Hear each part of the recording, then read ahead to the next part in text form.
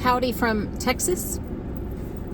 I hope everybody's having a wonderful day. It's June here in Dallas, Texas, and it's hot, and I'm out running errands, and I thought I would do another car vlog brought to you by me and the co-host to my steering wheel and the crap in the back of my car. I should have named my YouTube channel The Crap in the Back of My Car. Anyway, today it's stuff I'm dropping at the dry cleaners.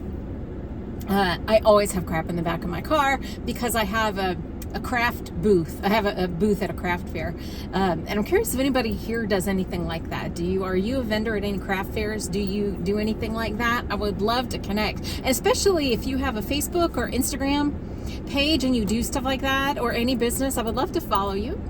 And so anyway, say so. That would be great. I'm doing kind of dirty carnivore for the month of June. This is a breve latte, so it's lower carb, but this much dairy, I'm under no illusions, is good for me. And I know a lot of people are quitting coffee and caffeine. I am not going to do that right now. I'm not. I don't want to. I'm not motivated to. I don't want to. I know there are a lot of people that say a lot of bad stuff about coffee and caffeine, and I am not going to defend coffee. I'm not going to defend caffeine. I understand that it can be problematic, but right now it's in my life. I'm having to fight a lot of different battles. I'm not going to fight that battle right now. However, to everybody that is, I really admire you a whole lot. I am reducing dairy in general, which you would know from this giant cup of dairy. Anyway, go down there. All right, hide. So anyway, I am reducing dairy in general. It's been too easy for me to grab a slice of cheese or whatever. So I'm doing that. My challenge for myself in June is I've reached the point where my appetite has gone down, and so I am consuming less calories. I do think there's a lot of people maybe are doing false calorie restriction and need to be eating more, and there's also some people that when they start carnivore have been undernourished. That may have been me. I did have a big appetite for a while, and I did gain weight. I need to listen to more of what Kelly Hogan has to say about the weight gain before the weight loss. I know that happened to her, but I haven't heard her talk about why, and I don't know if she does. If you know if she talks about why, and you remember what video that is, can you tell me also in the comments? Because I want to look that up and see if she talks about why. My theory is that we often enter carnivore undernourished and need to eat more, and we may gain weight while we're replenishing our hormones and all of that. That is my unscientific guess. And I did gain weight. I gained some weight. Part of it, I think, was eating a lot of calories. There was some cheating, but I don't think cheating was all of it. So, who knows? I'd like to be honest with myself, but truly, I don't think cheating was all of it. I think I was eating more calories than I needed, but I needed the nutrients in there. I do not know. Who knows? Anyway, I have started losing weight again. Now, I've not been using the scale to tell. I have been going by basically how my abdomen feels. Especially the past few days, I've lost a lot of inflammation in my waist, and so I'm kind of going by that and by how my clothes feel and stuff like that. The scale can be quite deceptive, and so I'm just going to go by my clothes and how they feel right now and how I'm feeling. So my June, what's going on while some people are doing lion diet and all of that for June, and some people are doing pick your own challenge. So I'm picking my own challenge, and that is that I'm closing my eating window early in the day. Like, I'm trying not to eat after maybe 3 or 4 o'clock. That seems to be working very well for me, and I'm abiding by my appetite. Right now, my appetite's very low. I think it could be that I just I got the nourishment that I needed, and now I can ramp back down. I don't know. I'm a member of Dr. Barry and Nisha's group, their Mighty Networks group. So I might ask in there, is that scientific or is that just hogwash that I'm using to try to understand things in my non-medical brain? So that's what's going on here. Closing my eating window early seems to be working. Right now, reducing my calories. Me reducing my calories seems to be what I need. I'm not telling anybody else what to do. Just a little update in terms of me. In a previous video or two, I talked about realizing I probably had a hiatal hernia, and then I used a method from an Eric Dalton, E-R-I-K, Dalton, D-A-L-T-O-N video about how to manipulate the stomach back below the diaphragm. I've been doing that a lot, and you know what? My GERD completely went away. I've had no more indigestion at all. And I have had a little bit of pain where I think there's maybe an ulcer or aggravation from this undiagnosed hiatal hernia that I'm guessing I have. Who knows? And that pain has reduced quite a bit. And I've got less inflammation in that area. So that's been sort of amazing. If you think you have a hiatal hernia, or you know you have a hiatal hernia, I really suggest looking up that Eric Dalton video. Just search Eric Dalton hiatal hernia. He's got 2 videos. One of them is more helpful than the other. And I think it's the one that's about 4 minutes or so long. I think that's the one that I used. So that's that. Caffeine break. All right.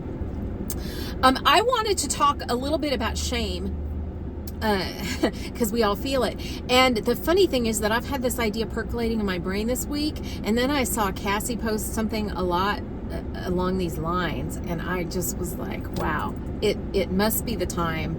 It must be time for us to talk about this. There has been kind of an awakening in the nutritional world, and people really needing healing. A lot of people are discovering this way of eating. Unfortunately, we're also all feeling a lot of shame when we deviate or go off the rails. And honestly, I don't think shame helps. It doesn't help. And I was thinking of 2 biblical characters. One is Queen Esther. I had just read the book of Esther, and her uncle says to her, he challenges her to help her people, even though it would endanger her life. And he says, who knows, but it may be that you were born for such a time as this. So hang on to that for a second.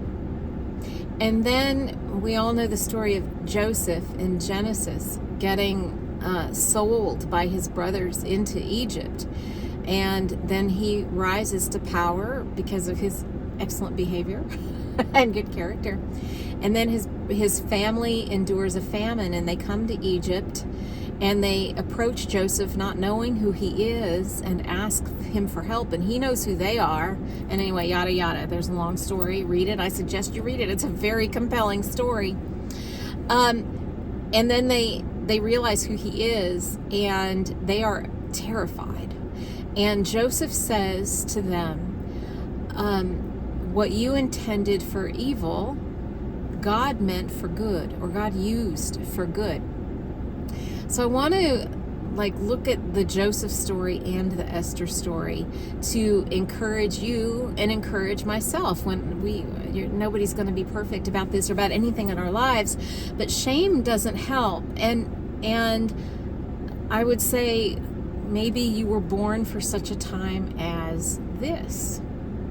Maybe the events in your life led you to where you are right now, and then that God can use these experiences for good. And a clue about that is that it's not about you, it's about other people. And I do think we need self-examination and self-honesty, but we must then turn that knowledge outward to help other people.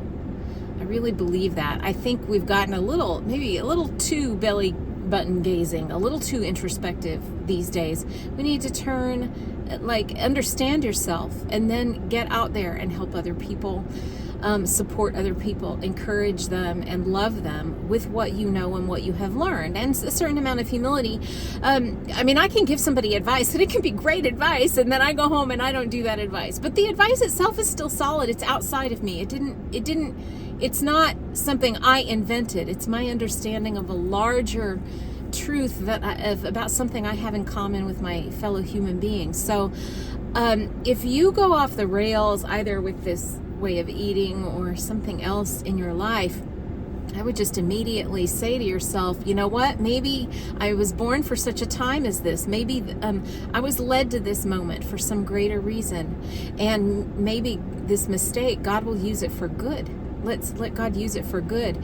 And also, I'd like to ask, I have 2 sons. They're 22 and they are 19, and I love them. And they are they are real good boys. I'm proud of them. In case they ever see, you're good boys. I love you. You're great.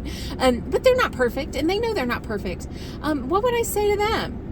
Feel shame, hide your head, berate yourself, beat yourself up. You don't deserve anything good, blah, blah, blah.